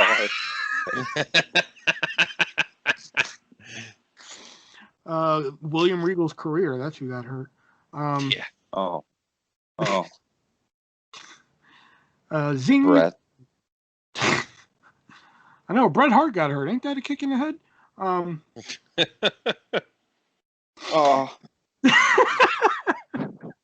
Oh man, that's so That was a good horrible. one. That was a good one. That should have been Bret Hart's new music when he came back. When Ain't he that went a kick in the head? Tell me Ain't that a quick. kick in the Ain't that a head? kick in the head? Fucking hell. Tony Khan, get Bret Hart for AEW. Buy the right to that song. There you go. He probably would. I know, right? All right, so okay, back to Goldberg and Raven. The match was exciting with fans invested from start to finish, hoping for Goldberg to score to win. WCW leaned into that when having a finish that involved Raven trying to run away. Fans carried Raven and forced him back over the guardrails. Goldberg would then quickly hit Raven with his spear and jackhammer to win. This was Raven's after his 27-month feud with Diamond Dallas Page, finally winning the United States title and then losing it a day after he finally won. That's kind of a cool way to do that, though, is he tries to escape and the fans fucking throw him back. Yeah. That's really cool. I don't think so, Scooter. Yeah. Here's one I think you two will know here. Number 6, The Outsiders versus the Steiner Brothers, Super Brawl '98, a.k.a. the birth of Big Papa Pump. Oh yeah, that's when he turned on. Yep. The match was only a few minutes in with Rick dominating on offense. Scott stood above his brother for one of their celebratory poses before attacking him. The shocking moment would help the Outsiders score to win. Scott joined the New World Order to start his singles run, and I'm adding this, and Big Papa Pump was born. And it was only a few years later we would get blessed with Steiner math. Wow. It was a lot it of was years a few later, more than this that. was 1998. It was 6 years at least. 6. When was Steiner math? I can't remember if it was 04. I think it was 04. Really? Damn. 04 or 03, maybe. Or 04 or 05, Little Petey maybe. was with him when he did Steiner math. So it must be later than that then. Maybe it was 07? So Little Petey. maybe it was 07. Yeah. Yeah, I think you're right. So it was almost 10 years then, in that case. Mm-hmm. Okay, I guess, yeah. Math was never my strong suit. Neither was time. It wasn't Steiner's either, so. This one I don't think should be on here, in my opinion. That is number 5, Team NWO versus Team 4 Horsemen, Fall Brawl '97, a War Games match. So you guys haven't seen this one, probably. So yeah, we'll just move on because you guys haven't seen this one. Fair enough. Well, wait, though. No, yeah, I didn't. Okay. No, yeah. Oh no, wait. Oh, okay, yeah, I haven't seen it. This one right here, I think, is probably if someone ever did a top 10 list of the greatest WCW moments ever, if this one wasn't in the top fucking 3, they are surely mistaken. And I gotta hope you guys have seen this moment because it is great. And if you haven't, go watch it tonight. And that is number 4, the Cruiserweight Battle Royal from Slamboree 1998. God, I hate the both of you right now. Which moment are we talking? Okay. Come on. The moment. Okay. The storyline between Chris Jericho and Dean Malenko created compelling television for WCW. with great matches and one outstanding moment. All cruiserweights were involved in a battle royal for a shot at Chris Jericho when Ciclope and Juventud Guerrero were the final two. Yeah. Okay, Fans yeah, were I know. shocked. Yeah. Fans were shocked when Guerrero eliminated himself to give the win to Ciclope, after which he unmasked. Malenko As Dean Malenko, was wearing the mask, and the fans went fucking nuts. It was one of the greatest fucking moments I've ever witnessed from a crowd, man. Oh God, this moment was so great. I've seen that. Yeah, it's they go nuts. Yeah, I mean, don't even watch the match. If you like battle royals, yeah, sure, watch fucking battle royal. But like, just watch the moment where like Ciclope is taking off his mask, and people are like, "What the fuck?" And then when they show it's Dean Malenko, that you would have thought Christ unmasked. Yeah. Because asses blast everywhere. Oh yeah, shit was coming out of people's asses. Oh God, I don't know if I want to see this now. Dude, it definitely stank in that stadium. It was phenomenal. One of my favorite WCW moments ever. There was one in the War Games match, but you guys blew that one. All right, number 3, Sting and Ric Flair versus Arn Anderson and Brian Pillman. Again, another one that shouldn't be on here because I think everybody saw this one coming.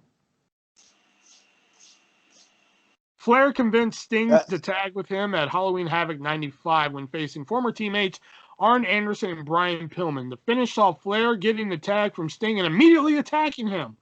Pillman and Anderson joined Flair to reveal the huge swerve of the Horseman setting Sting up. Yeah. Sting should have never trusted a Horseman. Yeah. You never trust the Horseman. Yeah. Funny thing is, Sting used to be a horseman. All right. Scott Steiner versus Goldberg from Fall Brawl 2000. This one I don't even know. Yeah, I don't. The dominance of Goldberg as a top star made it unlikely that he would ever be placed in a match where he suffered a decisive loss. Fall Brawl 2000 featured the rare moment of Scott Steiner dominating over the top face.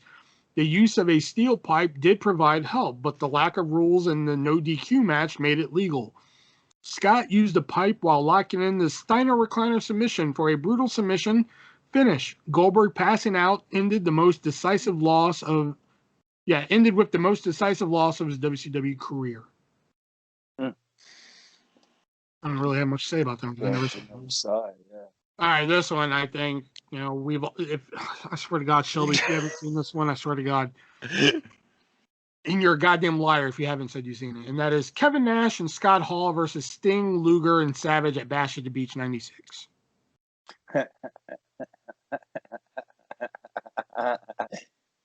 We're taking over, brothers. This right here is the new world order of wrestling, brother. Oh, is that when Hogan comes out and turns heel? Yeah. I swear to Christ, okay. Shelby. He didn't even have to. What? I wish I had the sound effect too. Then here's one for you. One for me and one for Nick, you dumbass. Oh, is that the match for fucking... Okay, all right. Well, that concludes the fucking worst goddamn fourth list of the week we've ever done. So you're telling me I got to go watch some War Games matches? Watch something, apparently. I've been watching stuff. Fuck, apparently not. You didn't see half of that list. And I even changed the list mid-show. I haven't been watching a lot of WCW, to be fair. And you should be ashamed. You didn't even know Ciclope. No. Damn, man. I tried to get into Nitro, but I couldn't. Oh. I don't know why. I just couldn't. Arm bar.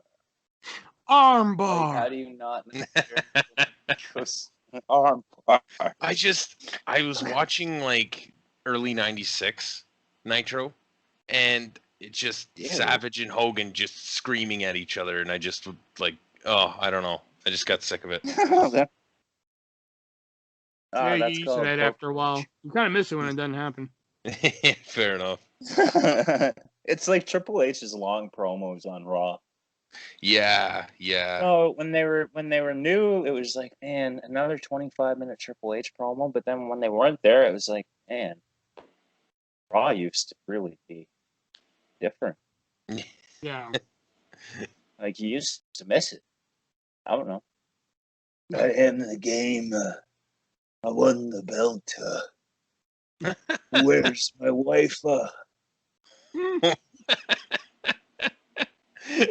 Okay, and with that out of the way, let's get to our questions here, our viewer or listener questions, I should say. We got a few of them here, and let's go ahead and start with Andrew here. Andrew asks, what are your all-time favorite title designs from any major promotions throughout the year? Ooh. Oh, I was always a fan of the WCW Television Championship. Yeah. Like the 90s one, you know, like Disco. I really liked SmackDown's Tag Team Championship from like when the Dudleys and Scott. Like 03, 04 and shit. Yeah. Yeah. Ruthless Aggression. Yeah. those are pretty cool. I really liked the original ECW world title too. Yeah. Like Eastern Championship Wrestling or ECW? ECW. Oh, okay, I got you. Yeah, WCW Television Championship, one of my favorites, and the Intercontinental Championship, the one they just recently retired. Yeah. Yep. That new one is garbage. And of course the big gold belt. Yeah. Yeah. Well, yeah, big gold. I mean, Yeah. that looked like something you would want to win. Mm-hmm. I look at title belts as would I want to win that, and like I say, like the old school, like the old SmackDown tag titles as an example, or the ECW, like Street Wrestling Heavyweight Championship, or like they look like belts you would want to hold, like the old white with the white strap Intercontinental Championship. Like you look like a champion, not like you went to the dollar store and picked up a toy. I like the Undisputed belt. It's the only one I own. I think that's probably my That favorite. one's nice too. Yeah. I always thought that was just meh. Yeah. It was the belt when I started watching. What was that, It's Nick? it's no Winged Eagle or Big Gold, but Yeah. it's I always liked the Winged Eagle because that's the one I grew up with, was Winged Eagle. Yeah, it's a good So belt. like when they changed it, like when Austin won it and then they changed it, I was just like, what is this bullshit? Yeah. Notice how none of us said the spinner. Well, why would we? I wonder why. I know when Austin won the Winged Eagle, then got the other one. I was like, where's the other belt, you bald bastard?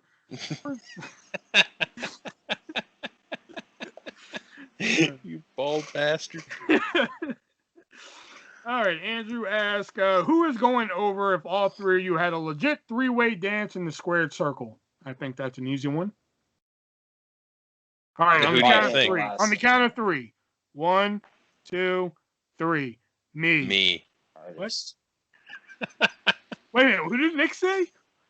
Nick said artist. You. Oh, yeah. That's you against Ain't no one. way I'm winning that.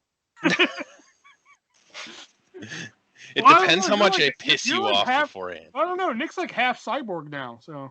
Yeah, it's true, actually. Should have said Nick. Not only about a third.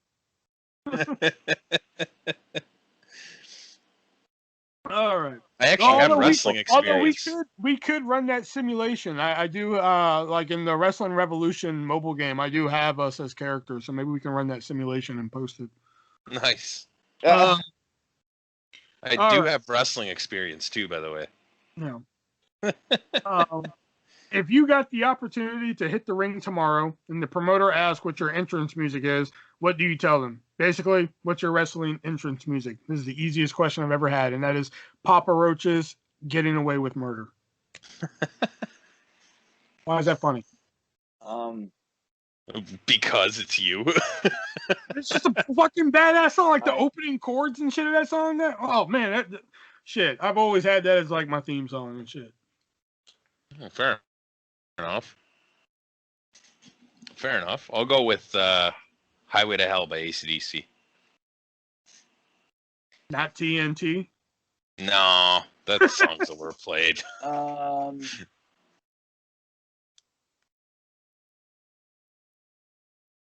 I still think TIT would have worked.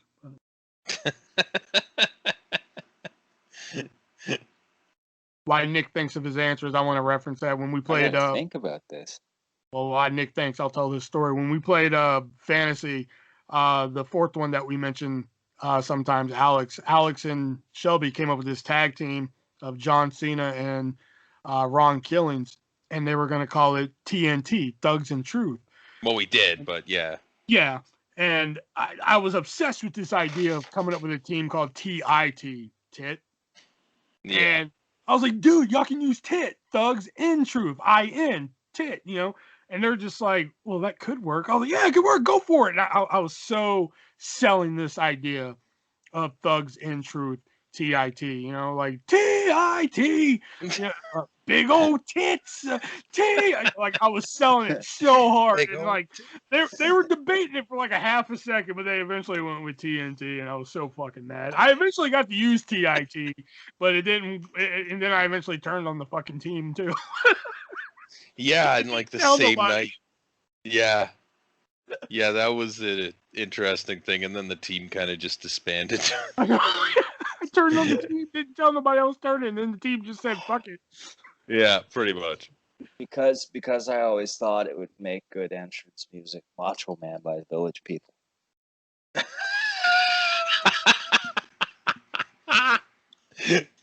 Fair enough. Okay.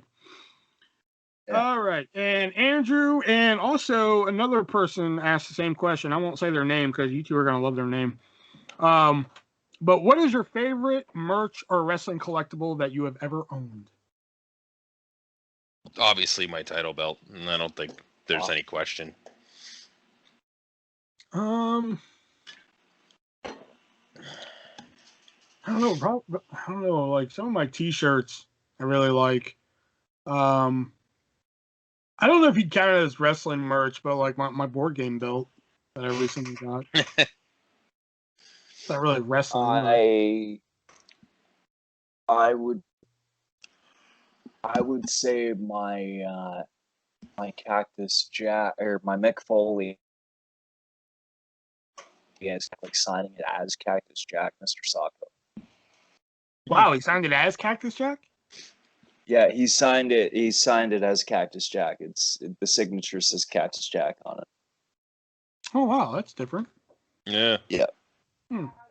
All right, and the next question here comes from Chili Riano. So this one, it's interesting. What male wrestler would you like to see in a thong? The Big Show. We've already seen that though. That's true. That was gross. That was not anticipated. I think I'll have to go.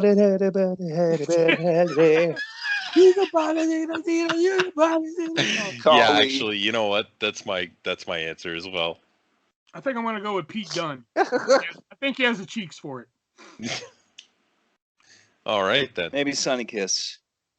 Sunny Kiss. Okay. Sunny Kiss. Chili Riano also has best WrestleMania of all time. 22. 17. 3.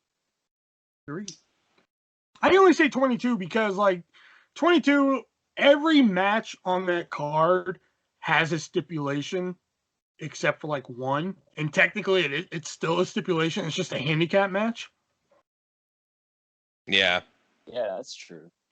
You know, like, it's either a championship match or a stipulation match.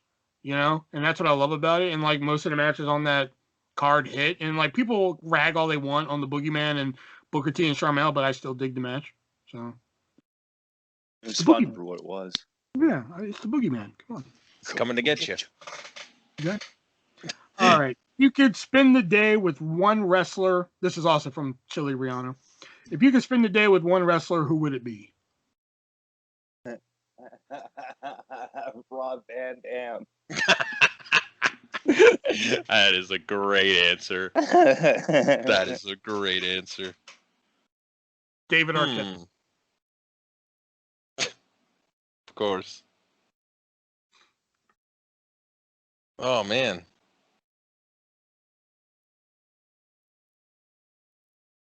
Christian. Really? Yeah, Why Christian? because he's Canadian. Oh, okay. Fair enough. Christian? Yeah. I know that answer threw me too, but then like the Canadian thing, that kind of makes sense. Yeah, I guess. At first, I was like, "Huh, Christian?" Like, okay. I mean, I won't remember the day with Van Dam, but No, you won't. So y'all missed it recently. Signed by Superstars on Facebook. He asked me to give him a plug tonight, so I said I would. So Signed by Superstars on Facebook by Rob Feinstein from RF Video. He recently had Rob Van Dam, and you could have got signed rolling papers by. Oh, Dude, I've been That's tagging y'all. amazing. Yeah. Shelby, I tagged you the other day for. Yeah. I tagged you for he had a signed poster from Jim Cornette and the Midnight Express. Yeah, I think I didn't see it when you posted it because I saw like Hulk Hogan was. Yeah, well then was you should have fucking clicked it sooner, shouldn't you? Well, I was busy. And I Nick, have a I forgot life. what I tagged you for. I know I tagged you. What was it? I Oh, Macho wish- Man, but I it was wish like I could have got that Macho Man, but it was $400. And I was yeah, like, there's no way. it went way higher. It went for about 600. I could see it. Yeah. But yeah, the Midnight Express was signed by Cornette, Condrey, Lane, and one of the other ones. Oh, Probably Possibly Eaton. I can't yeah, remember. probably Eden. Yeah. Okay.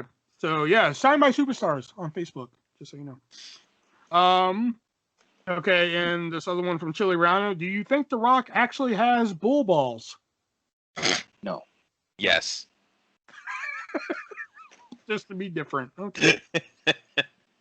All right, this one's coming from Stug138, and that is, do you have any wrestling tattoos? If so, what is it? And if you do not, would you get one, and what would it be? No and no. I don't. I'm gonna get a wrestling tattoo on my dick that says "You cannot kill David Arquette." I see. I have considered getting the Macho Man glasses, Really? like with the silhouette, like from the T-shirt, the old purple shirt with Yeah. his silhouette in the lenses. I have considered that one. That's pretty cool, But that- actually. Where at? But that would be probably my bicep. Mm-hmm. That, or I wouldn't mind getting the Men on a Mission initials on my ass. I wouldn't have to get the O though.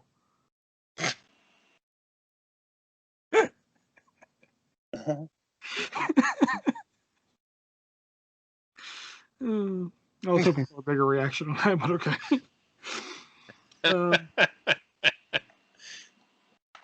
All right, and another one here from Chili Riano, and that is, would you kiss Vince McMahon to be able to get a job as a commentator? Wait, we just have to kiss him. Not anywhere specific. It just says, would you kiss Vince McMahon to be able to Hell get a yeah, job? I would. I would put my tongue down that man's. Yeah. Like, oh, hell yes. You could have just said yes or We no. just- we just gotta say parted yes or ways no. with- You're giving like a very descriptive answer of like what you would do to Vince McMahon.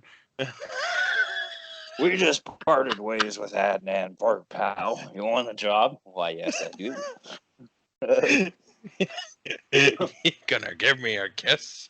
It's just like, you have to give me a kiss to get a job. And you're like, I'll shove my tongue down your throat. I didn't say all that.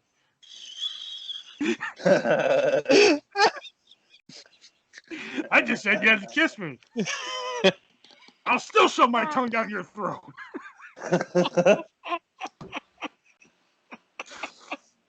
Oh.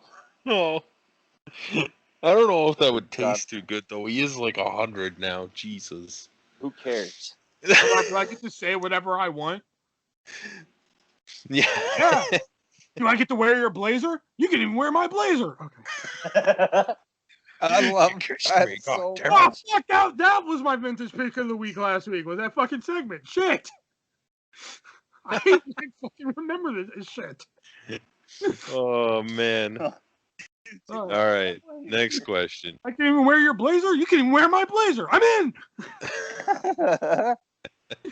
All right. Stug wants to get a little bit more personal again, and that is Stug 1 through 8. What's your top 3 comedy movies? Huh. Dude, Where's My Car? Ready to Rumble. Corner Gas the movie. In no particular order, Case of Abuse, Pirate Radio, and Good Burger. Oh. Oh, I don't know if I can come up with 3 off the top of my head. I know Smokey and the Bandit's like my favorite movie of all time. I'm not sure if that counts as a comedy, but I mean, That's your favorite movie of all time? yeah. I have it right here, actually. Is it like your best friend? Does it like sit with you and shit? Wow. I mean, yeah, I take it to bed with me. What? You know what? I don't even want to know why. I don't even want to know why. Just fucking take your movies. I don't even want to know why. So that one.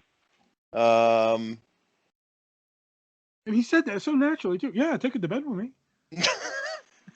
That's how committed I am. Fuck. Honestly, I don't know off the top of my head the other 2. I watch a lot more dramas and actions than comedies. Well, there's a lot of jealous movies out there because they don't get to go to bed with shit. But Smokey and the Bandit.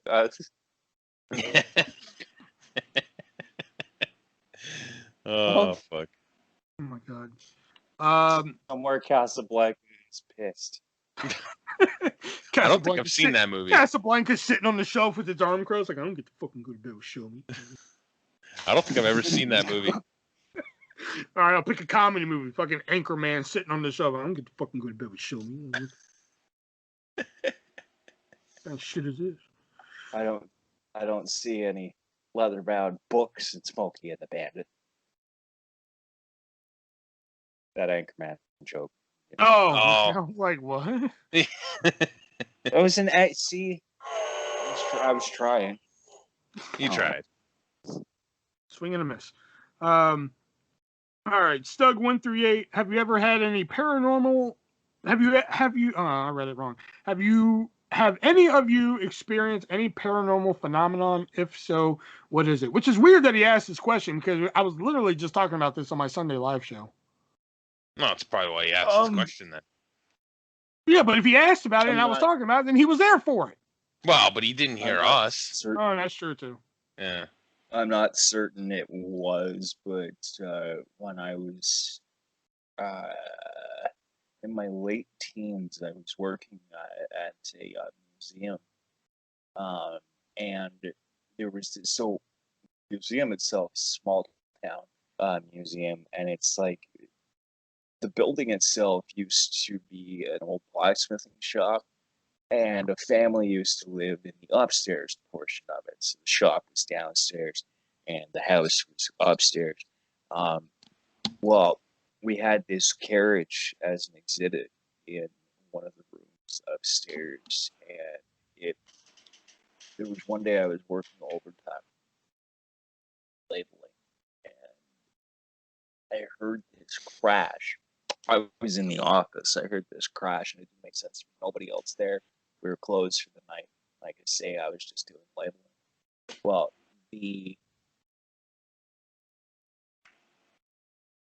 something fell, but the carriage had moved like 3 feet, and it didn't connect to what had fell. And then, like 2 days later, it had moved back. Nobody touched it. I don't know. Just some spooky stuff is what we talked about too. But Hmm. Shelby? That's it. That's the gist of that. I don't really believe in paranormal shit, but I did have this one that constantly seemed to happen, and it was just like, I think it's just like an optical illusion kind of trick of the eye type thing, but I used to sit in like a specific chair when I got home from work when I was a teenager, and I used to see like a flashing white sheet in my peripheral vision, and never really found out what that was. So Well, then it had to be something then. I think it was just a trick of Maybe. the eye. Whatever. It was nothing. Yeah, it was. He's It gonna was- dream of it later, and it's gonna freak out.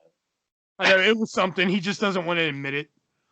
It's haunted him for years. I mean, I talked about this on my live show Sunday, but I mean, I'll give you like the Cliff Notes version of it. I was living with the baby mama, and we put this phone. I put my phone on this TV shelf that we had, and it right away fell off, and I didn't think anything about it.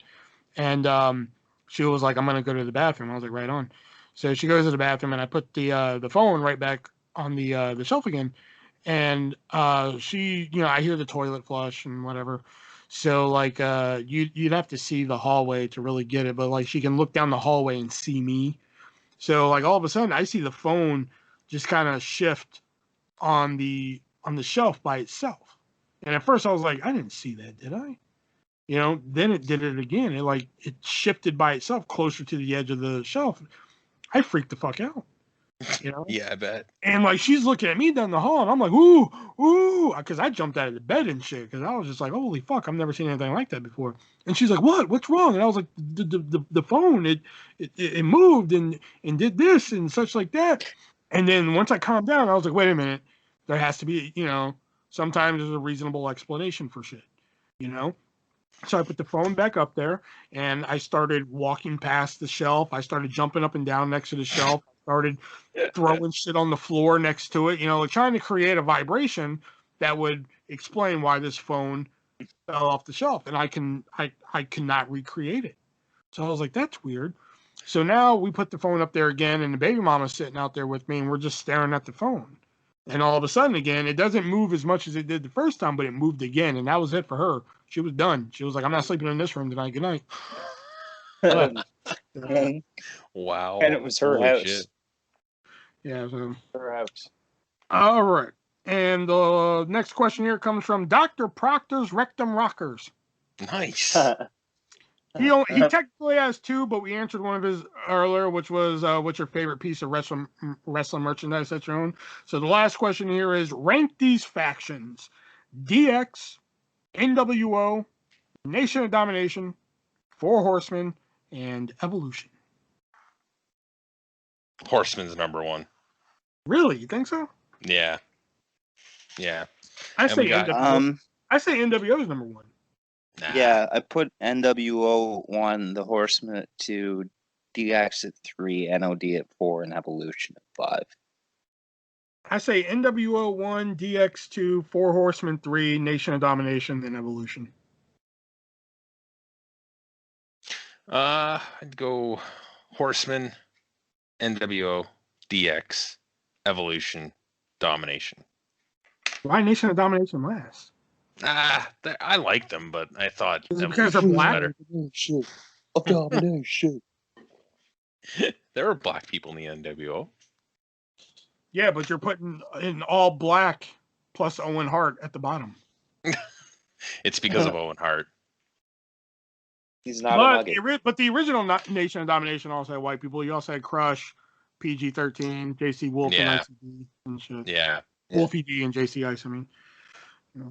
All right, so those were the questions there. So now it is time for our vintage pick of the week, which is usually a segment, a match, a show, anything wrestling related, pretty much. And like usual, I have forgotten mine. Well, to be honest, I didn't really pick mine this week. So while I think about that, somebody else go first. From Survivor Series 2002, a triple threat match for the WWE Tag Team Championship. Edge and Rey Mysterio versus Los Guerreros versus Kurt Angle and Chris Benoit. Yeah. Good one. Good one. Love it. I will go with from Royal Rumble 96, Razor Ramon versus Goldust for the Intercontinental Championship. I could say 96, like you were Chris Farley and Billy Madison. Because I am. Royal That's Rumble 96. I know, that's how he said it. 96. Spanish Armada, Um, 1986. That's correct. Actually, Nick here gave me the idea for my vintage pick of the week. While the Survivor Series Triple Threat tag team match is a good pick, I gotta probably go with probably one of the best tag team matches I've probably ever witnessed, and that is actually the match that decided the SmackDown Tag Team Championships, and that is Edge and Rey Mysterio versus Chris Benoit and Kurt Angle at No Mercy 2003, was it? 2. Oh, 2002 was it? That match right Yeah. there. Holy shit. That's probably that's another one of those matches I rank up there with, like, you could put like a non-wrestling fan down in front of that and they'll probably come out of that like, wow, that was actually really good. That's 4 of the SmackDown 6 right there. Yeah. Yeah. 'Cause that match right there, holy shit. You know, like once Nick mentioned that triple threat, I was just like, oh shit, I forgot about that No Mercy match. You know? So I had to write that down before I forgot it, because it's usually like a split second. I have like a memory of a goldfish when it comes to these fucking vintage picks of the week. Because that's what it was 2 weeks ago, was that fucking CM Punk thing. The fucking, you can even wear my blazer. Like, that was going to be my vintage pick, and I forgot. Oh, yeah. You know? And so I was like, all right, I got to think of something else here. You know? Can I wear your blazer? You can even wear my blazer. I'm in. I'm in. Yeah. Oh my god, that's like the best thing about that whole segment. And where's my ice cream bars? Okay. Yeah. God, I miss Punk. Yeah. He's never coming back. Yeah, I know. Well, tell Aaron that, not me. Well, anybody who hasn't figured it out by this point is retarded. I'm waiting for Let's the face it. announcement, though, that Bryan Danielson is all elite. Aaron did have an interesting theory about this $1 Million Grimes thing. He thinks that it could lead to Ted DiBiase Jr. coming back. Yeah, I don't know. Does he even wrestle anymore? I thought he retired. He's getting back in. Is he? Yeah. I did read that he is looking to get back into it. Because acting didn't do well for him or something. And like the other brother's gone to jail, so Right. Oh yeah, I forgot he was in jail. I forgot about that. What the hell did he do? Embezzling? Oh, yeah, I think so. Was that what it Something was? like that. Drug smuggling or embezzling or something related. Breaking news just now here from the Evolution. Eva Marie is training with Norman Smiley. Oh, Lord. The big wiggle. Yes, Eva Marie training with Norman Smiley. Eva on being the new face of Raw, and more on her evolution. Oh, boy. The new face of Raw. Breaking news. Oh, she's the new face of Raw. She's going to replace Adnan.